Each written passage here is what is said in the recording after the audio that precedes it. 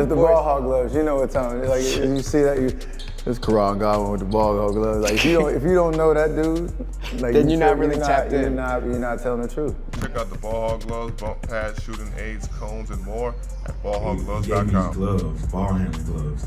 I've never been able to handle the ball this good in my life. Tyrese Maxey played 36 minutes and finished with 27 points, 7 rebounds, 9 assists, 1 steal and 5 turnovers, going 10 for 20 from the field, 2 for 5 from 3 and 5 for 8 at the free throw line. On the second night of a back-to-back, the workload was heavy, and the game demanded that he be both the engine and the stabilizer for Philadelphia. Even though the Sixers fell 132-121 to a Cleveland Cavaliers team finally fully healthy, Maxey's influence shaped nearly every stretch in which Philadelphia looked capable of tightening the gap. The night began slowly for him. Coming off a 39-point outing in Chicago, Maxey looked fatigued early, leaving shots short and missing free throws he usually converts. Cleveland's physical defensive scheme forced him into crowds and early decisions, and the ball movement stalled around him as the team searched for rhythm. When Philadelphia rotated to the bench, the second unit provided a spark, and the energy of the game shifted just enough for Maxey to reset. His second stint in the first half was where his night truly formed. He attacked downhill with pace, got into the paint before help rotated, and began to find his touch from the perimeter.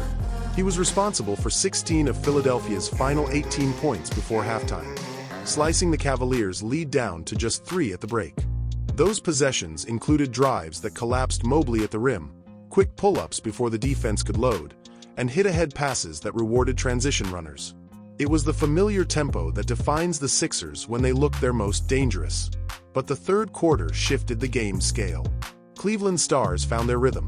Donovan Mitchell surged to his eventual 46-point performance, and the Cavaliers turned stops into transition scores. Maxey continued to hunt gaps, but the defensive attention narrowed, and his open looks became fewer. He shot 2 for 7 in the third and took only 2 field goal attempts in the fourth as the game tilted toward Cleveland's momentum. Even in that context, Maxey continued to create. He kept Philadelphia organized, set Quentin Grimes up for late threes, and found cutters through tight passing windows. Grimes finished with 27 himself, stepping into the scoring void when the Cavaliers threatened to pull away for good. That allowed Philadelphia to briefly trim the deficit back to single digits in the final minute, even if the comeback never fully materialized.